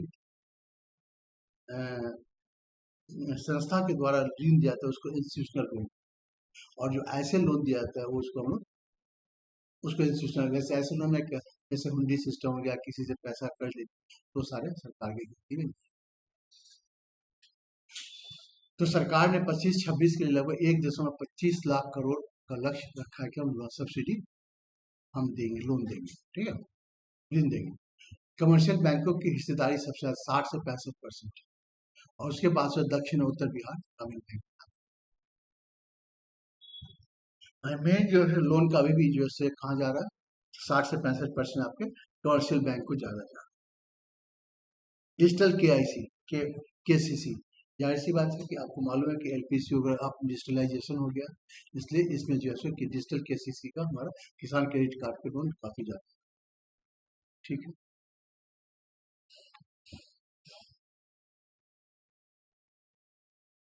एग्रीकल्चर एक्सपोर्ट को जहां तक बात होती है तो एक्सपोर्ट ओरिएंटेड जो ध्यान दिया जा रहा है, मखाना, दरभंगा, मधुबनी, सबसे ज्यादा इसका एक्सपोर्ट डेस्टिनेशन कहाँ है, तो USA, European union, Japan, clear.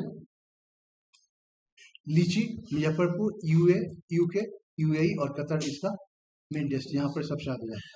मक्का, पूर्णिया, कटिहार, मतलब नेपाल, वियतनाम और बांग्लादेश में इसका खपत ज्यादा है, ज्यादा हमारे यहाँ से ज्यादा है। जर्दालू आम भागलपुर, UK और बरहीन में। मध जो है पूर्वी चंपारण सबसे ज्यादा हो रहा है, बड़ी जिला, और UA और मिडिल ईस्ट में सबसे ज्यादा। ये भी एक आंकड़ा है जो आपको, मखाना को ग्लोबल सुपर फूड कहा जाता है और मक्का को एलो।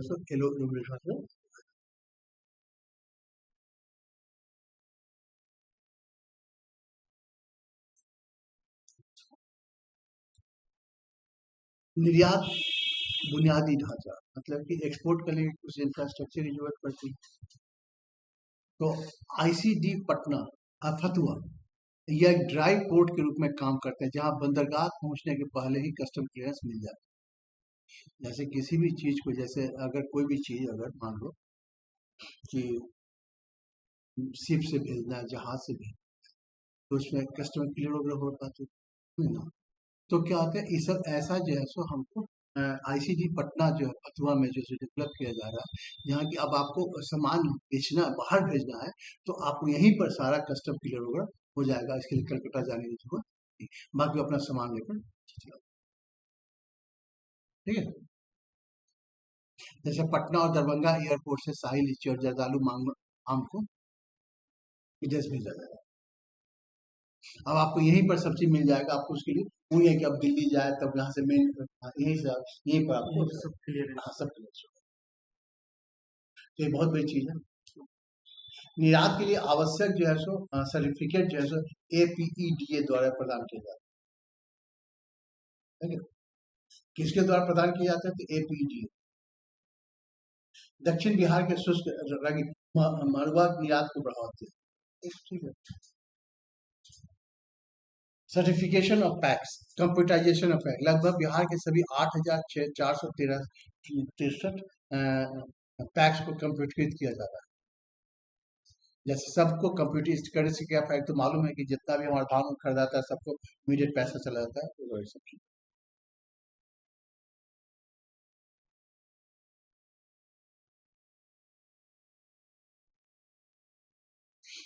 बिहार राज्य फसल योजना, ये एक अलग अपना बिहार का मॉडल है।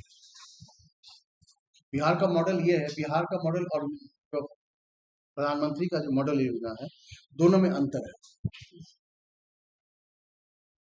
अंतर दिखाते हैं, जैसे देखिए PM के प्रधानमंत्री योजना है और बिहार, यहाँ पर प्रीमियम आपको लगभग 1.5 से 5% किसान को देना पड़ेगा। अब बिहार में कोई प्रीमियम देने की जरूरत नहीं है। प्रीमियम में जो पैसा दिया जाता है इंश्योरेंस का, ठीक है, प्राइवेट या पब्लिक इंश्योरेंस कंपनी है, और यहाँ पर बिहार स्टेट गवर्नमेंट खुद बनाता है कि उसको insurance. Often delayed by litigation, कई बार लिटिगेशन में फंस जाता है, यहाँ पर डायरेक्ट बेनिफिट ट्रांसफर होता है। फोकस नेशनल स्टैंडर्ड, यहाँ पर toilet by Bihar flood and, national तो पूरा नेशनल, और यहाँ पर जैसे बिहार में फ्लड आया, सूखा आया, इन सब चीजों को भी ध्यान में रखा सभी। तो आप समझ गए हैं कि बिहार फसल बीमा योजना का जो है सो एक अलग पैटर्न है जो आपको इससे अलग है, ठीक है।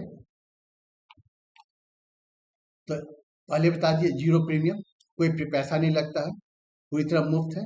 इसमें भूस्वामी किसान के साथ बटेदारी ट्रांसफर का भी इसमें शामिल किया गया है।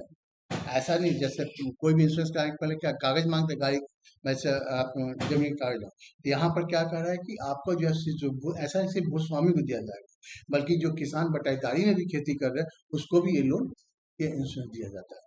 ये बहुत बड़ा चीज है। केवल एक स्व घोषणा, सेल्फ डिक्लेरेशन की जरूरत है।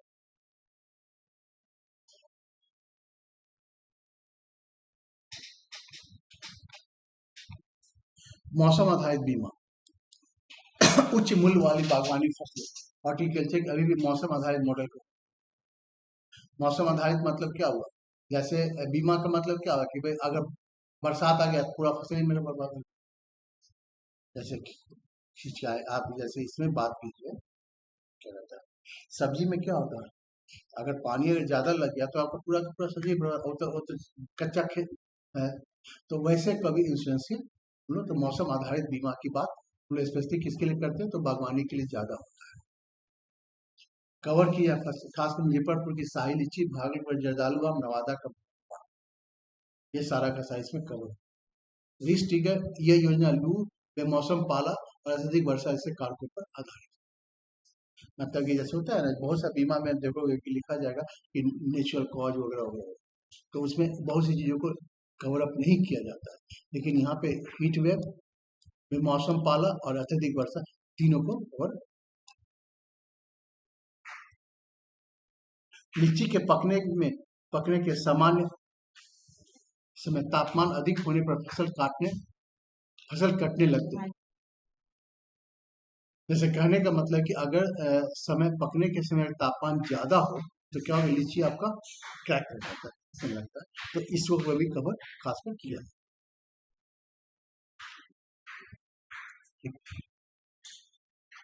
बाकी तो अपना सब चीज है,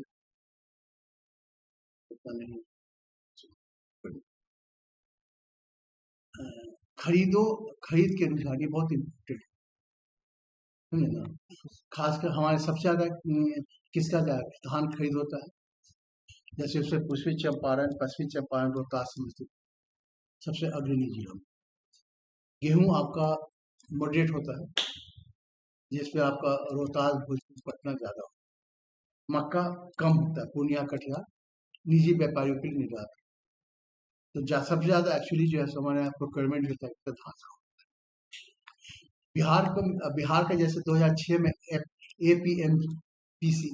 एपीएमसी एक्ट, मतलब इसके कारण जो है हमारा जो है मार्केट जो था, सब्जी मंडी जो था ना, मार्केटिंग यार्ड जो था वो खत्म कर दिया गया। तो उस कारण जो है ये सारा का सारा काम किसके द्वारा होता है यहाँ पर, तो पैक्स आधारित विकेंद्रीकरण, डिसेंट्रलाइजेशन प्रोक्योरमेंट पर टिका हुआ। मतलब कि अब जो है सारा सारा खरीदता कौन है, तो पैक्स खरीद लेता। अंतर ये आया है, अब जो कि आप धान कौन खरीद रहा है, तो आप सीधे पैक्स से कांटेक्ट करना, बाकी कोई है। तो हमारे यहाँ क्या हुआ है, खरीद मॉडल क्या हो गया, पैक्स केंद्रित हो गया है। बिहार में बड़ी मंडियों के बजाय पैक्स में हम लोग धान खरीदते हैं। लेकिन बिहार सरकारी विभाग के पोर्टल पर पंजीकृत करते हैं और स्थानीय पैक को न्यूनतम मूल्य दर पर अपने अनाज को, और पैसा आपको 24 घंटे से 48 घंटे का पैसा, 48 से 72 घंटे के अंदर आता है पैसा। आप धान दिए नहीं, 48 से 72 घंटे पैसा आपके, ठीक है। राज्य की भंडारण क्षमता लगभग 50 लाख मैट्रिक टन से अधिक ये हो सकता है। एमएसपी और राज्य प्रोत्साहन, जाहिर सी बात है कि एमएसपी निर्धारण को केंद्र सरकार करती है, लेकिन बिहार कैबिनेट भी अतिरिक्त जो है सो बोनस का इंसेंटिव देती है। जैसे जो जनरली एमएसपी पर तो बिकता है, और कई बार जो है सो बिहार सरकार 50 रुपये या 100 रुपये प्रति क्विंटल के हिसाब से, और कई 200 रुपये भी आपका प्रति क्विंटल बोनस डिपेंड करती है, वो डिपेंड करती है। और गन्ने के लिए जो है सो स्टेट एडवाइजरी प्राइस जो है सो केंद्र के प्राइस से अधिकतर जो अधिक ही, ताकि किसानों को और ज्यादा, एक तो अपना जो सेंटर अपने डिसाइड किया लगे, उसके साथ साथ बिहार भी जो है सो किसान क्योंकि शुगर केन का एमएसपी से नहीं होता, अलग तरीके से होता, इसलिए इसका जो है सो आपका सब्सिडी में अभी बोनस देती है, ठीक है। बाकी कुछ नहीं। ये हो गया लाइफ स्टोक। पशुपालन हमारे यहाँ बहुत महत्वपूर्ण है, जैसे आप जान रहे हैं। इसका कुछ डेटा है, अर्थव्यवस्था का ग्रोथ इंजन के रूप में जाना जा रहा है। अब जैसे यहाँ पर क्या है, बकरी, भारत में ये रैंक तीसरा है भारत का, और राजस्थान, पश्चिम बंगाल, बिहार तीसरा स्थान है बकरी में। गाय में बिहार में गायों की बड़ी आबादी है, जो डेयरी का विकास का आधार है, फिफ्थ है। बफेलो में क्या है, भैंस में नाइन्थ है, और मुर्गी पालन में 10वां। अंडा उत्पादन के हाल में बिहार में एक लंबी छटा है। तो बहुत बार जैसे पूछ देता है कि हम लोग बकरी पालन, बकरी कितना यहाँ पे या क्या भारत में हमारा है। मिल्क प्रोडक्शन, बिहार भारत के शीर्ष 10 उत्पादनों में शामिल। प्रति व्यक्ति दूध की उपलब्धता में भी निरंतर सुधार हो रहा है। अंडा का उत्पादन बिहार पिछले 5 अंडा उत्पादन, अब देश के अग्रणी राज्यों के साथ प्रतिस्पर्धा कर रहा है। मतलब प्रतिस्पर्धा ऐसा कंपटीशन का, इसका मतलब क्या हुआ कि वो जो टॉप राज्य उसके बराबर आ रहा है। मीट प्रोडक्शन, मीट प्रोडक्शन में जो है भारत 8वें से 10वें स्थान के पीछे रहा। मत्स्य पालन, इंलैंड फिशरी प्रोडक्शन, बिहार अंतरदेशीय इंलैंड मछली उत्पादन में 4थे स्थान। मछली उत्पादन लगभग आत्मनिर्भर हो चुके हैं, लगभग हम लोग मछली उत्पादन आत्मनिर्भर। पशुधन, बिहार में पशुधन ने आय का, बल्कि सब ठीक है, मिल्क प्रोडक्शन हुई कि हम लोग लगभग बिहार में दूध उत्पादन 135.5 लाख टन। ये पूछ सकता है मैं कितना है। अंडा लगभग 325 करोड़ सालाना पहुंच गया। मीट का उत्पादन लगभग 4.2 लाख टन के आसपास। तो ये सारे डेटा है, वो हो ही गया। गाय बैल सबसे ज्यादा आपका अररिया, पूर्णिया, इस चंपारण में दूध के काम के लिए। भैंस सबसे ज्यादा मधुबनी, गया, इस चंपारण में। ऊँट बकरी जो है सबसे ज्यादा अररिया, पूर्णिया, कटिहार में। पुअरमैन्स काउ, पोल्ट्री जो है कटिहार, पूर्णिया, अंडा उंडा दे। ये भी आपको डाटा जरूरत पड़ सकती।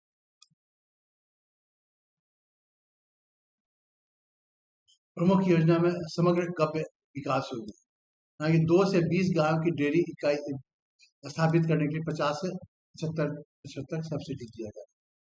ये याद रखिएगा, अगर कोई आदमी डेयरी इस्तेमाल करता है तो 2 से 20 गायों का डेयरी इकाई स्थापित करने के लिए उसमें जो खर्चा होगा उसका 50 से 75% तक सबसे मेन इसका सेल्फ एम्प्लॉय से मिलता है। KCF annual husbandry, annual husbandry के लिए किसान क्रेडिट कार्ड की सुविधा दी जा रही है। इसमें 3% अतिरिक्त ब्याज की छूट आपको मिलेगी। देसी गोवंश संरक्षण, बिहार की स्थानीय नस्ल जैसे बाचो और पूर्णिया, समस्तीपुर पूर्णिया नस्ल, मतलब कि जो यहाँ लोकल जो गाय है उसके संरक्षण के लिए एक विशेष केंद्र पूर्णिया में स्थापित किया है। National annual disease control programme, ये तो ठीक है। खुरप्पा और ब्रुसेली जैसी बीमारी को रोकने के लिए 100% टीकाकरण का लक्ष्य। चलिए, ये थोड़ा लंबा टॉपिक था, और लंबा टॉपिक के साथ साथ डेटा बेस्ड ज़्यादा था। मैं यही कहूँगा कि इस पर जितना मेहनत है उस हिसाब से क्वेश्चन पे नहीं आते हैं। क्वेश्चन का वेटेज कम रहता है, लेकिन क्वेश्चंस रहते हैं, इसलिए इस पर जो है सो उसी हिसाब से ध्यान देना। तो मौका लगे जस्ट रिवाइज, क्योंकि पूरा इकोनॉमिक सर्वे याद करने जाएगा, 800 पेज का है, इसमें सबको कंट्रोल, जो बिहार स्पेसिफिक खासकर जो फिजिकल ज्योग्राफी से जुड़ा हुआ है, जैसे सॉइल हो गया, एग्रो क्लाइमेटिक, ये सबको अलग से जो है सो बिहार में फोकस किया जाएगा। यहाँ पर फोकस नहीं, क्योंकि डेटा पर ज़्यादा पेश किया।